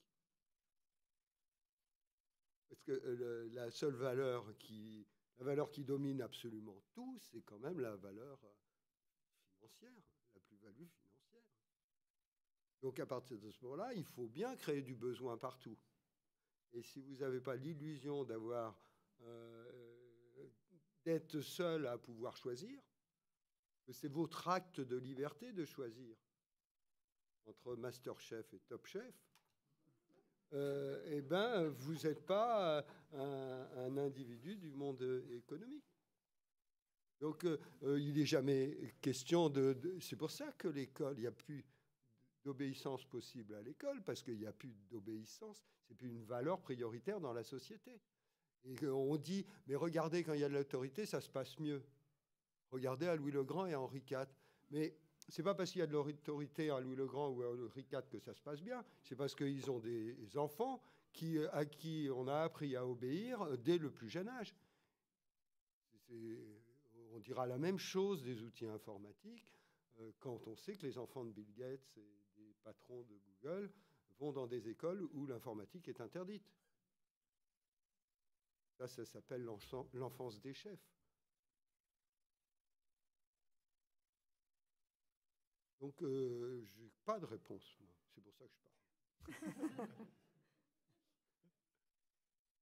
Mais moi non plus, comme je n'ai pas de réponse, je vais prendre la parole parce que je trouve la question super. C'est juste pour la question. Non, mais il y a le choix, puis il y a le cadre. Il faut un cadre, des règles, des valeurs. Donc après, derrière, la difficulté, c'est pour ça que c'est une question de société, c'est que d'abord, chacun a son propre cadre de règles et de valeurs. Et donc après, derrière, dans une communauté ou dans un endroit, que ce soit une entreprise, une école, ou etc., il faut expliquer c'est quoi le cadre. Mais expliquer, c'est pas juste lire un règlement intérieur et puis dire... parce que ça, ou d'expliquer pourquoi il faut parler poliment, ou qu'il faut venir à l'heure, ou etc. On a développé il n'y a pas très longtemps une formation au savoir-être. Savoir-être en entreprise. Donc évidemment, on travaille sur le savoir-être en entreprise dans la formation, dans le management. Mais donc on a monté, donc c'est une journée de travail. D'ailleurs, maintenant, on va le décliner en quart d'heure savoir-être, c'est-à-dire qu'une fois par semaine, il y aura un quart d'heure savoir-être, comme on a un quart d'heure sécurité. Donc, c'est fait de témoignages de gens de l'entreprise sur c'est quoi la ponctualité, l'assiduité selon eux, c'est quoi la conscience professionnelle, c'est quoi, enfin, c'est 3-4 choses assez importantes. Et puis, c'est fait aussi de mise en situation par nos collaborateurs, et puis tiens, ce qu'il faut faire, ce qu'il ne faut pas faire, et par l'image, par la démonstration, parfois ça vaut mieux que pas mal de beaux discours. Alors il se trouve que c'était la première formation, on faisait une formation test, alors évidemment l'ensemble de nos agences nous ont envoyé ceux avec qui ils avaient le plus de problèmes sur le savoir-être. Bon, donc la formation a démarré évidemment avec 3 quarts d'heure de retard, et j'étais pas convié. Et ça a eu des effets vraiment impressionnants. Alors, j'ai plus les verbatim ou etc. de ces collaborateurs. Une petite anecdote quand même, il y en a un qui, entre midi et 2, à la pause déjeuner, il est revenu à la pause déjeuner et mes formateurs se sont dit, tiens, il y a un truc bizarre. En fait, il était passé chez le coiffeur et le barbier, parce qu'il avait pris conscience qu'évidemment, s'il arrivait sapé comme un clodo, il risquait pas il renvoyait, il ne pouvait s'attendre qu'à générer, parce que c'était un des thèmes du matin. Mais voilà, comme ça, de son propre chef, il est parti chez le barbier, et bon, c'était quand même assez comique. Et puis, ceux qui étaient systématiquement dans une relation extrêmement conflictuelle avec les chefs d'équipe, parce que par définition, s'il me demande quelque chose, qu'est-ce qu'il me veut? Pourquoi moi? Pourquoi pas un autre? Voilà, d'être dans ce système-là, le fait de faire des mises en situation et puis de décentrer, en fait, d'amener la personne en fait à se décentrer d'elle-même. T'es pas le centre du monde. Tu fais partie d'un collectif et il y a des règles qui ne sont pas faites pour toi. Elles sont faites pour que toi et les autres, on puisse faire quelque chose ensemble. Ça marche, mais du coup, voilà, il faut un cadre adapté, et puis je pense aussi un cadre de valeurs, et donc les valeurs, ça s'explique, ça se partage, parce que sinon, il ne peut pas y avoir d'autorité, il ne peut pas y avoir de possibilité de choix sans ce cadre. Merci beaucoup. On va prendre une dernière question et puis on arrêtera là. Allez-y. Bon. Donc, Isabelle Desbourbous, moi, je voudrais rebondir sur... on vient de parler, en fait, je ne dis pas qu'on a dévié, mais on vient de parler beaucoup du sens du savoir, ou la finalité de savoir, si on prend le verbe plutôt que le substantif. Et puis, on a beaucoup parlé aussi de l'environnement, du contexte. C'est-à-dire qu'on voit bien que le sens des savoirs n'est pas le même pour tout le monde, il n'est pas le même dans tous les endroits. Il y a des savoirs qui peuvent avoir une utilité dans un contexte de délinquance, qui peuvent être, entre guillemets, recyclés. Enfin bon, il y a beaucoup de choses qui... Voilà. Donc on peut partir de ce que chacun sait, dans des contextes différents, pour finalement donner envie. Ma question à moi, je me positionne en pilote un petit peu d'organisme d'éducation, puisqu'en fait, j'accompagne un certain nombre d'établissements. C'est que je pense qu'on manque beaucoup de ce qui a été précisé ce matin, c'est-à-dire d'imagination et de créativité. C'est-à-dire qu'en fait, on a des modèles qui sont très prégnants, on a des mécanismes qui sont très administratifs, c'est-à-dire qu'en fait, en plus, on répète, c'est-à-dire qu'on ne met pas en question notre propre expérience, notre propre regard, pas simplement notre propre histoire. Et la question que je me pose, c'est de savoir comment est-ce que, au niveau de l'enseignement catholique, au niveau finalement d'un fonctionnement qui est institutionnel, puisque moi j'ai une responsabilité institutionnelle, on peut pousser à la créativité, on peut pousser à l'imagination tout en se posant la question du cadre, parce que finalement, bon, l'institution, je ne dis pas que je ne me sens pas le cadre, mais il y a un moment donné où, comme on vient de le dire pour les jeunes, il y a liberté et cadre. Donc la question, c'est comment faire pour qu'il y ait de la créativité, comment faire pour qu'il y ait de l'imagination qui puisse permettre que les mises en situation d'apprentissage aboutissent à du sens et aboutissent à une croissance des jeunes. Parce que finalement, notre question, c'est ça, c'est est-ce que les jeunes sont en croissance ou pas, là où ils sont? Michel Autier ou quelqu'un d'autre, voilà, comment est-ce qu'on s'autorise à sortir un peu du cadre?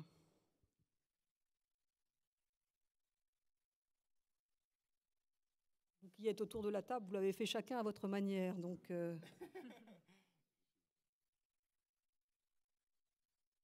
Bien sûr, mais c'est quand même des vieux problèmes et il y a eu dans l'histoire de l'éducation des solutions.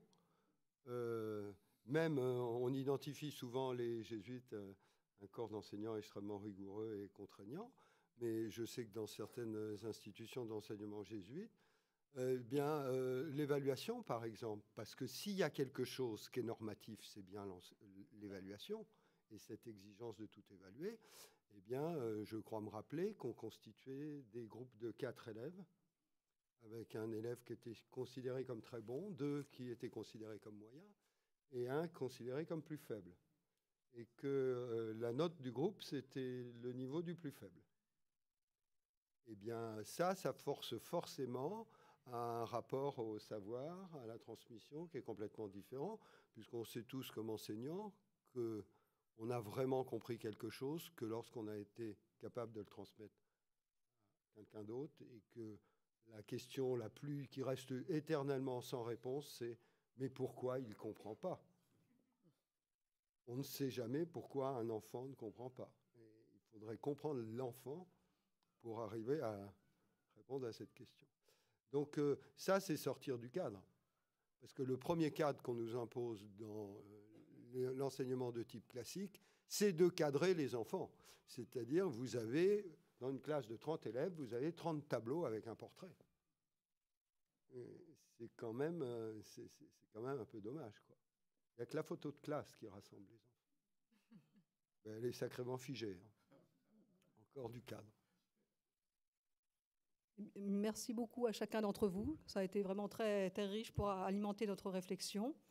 Donc maintenant, nous avons droit à une petite pause. Prenons la pause. Et donc, on se retrouve en atelier. Donc, vous allez voir, les ateliers, c'est plus...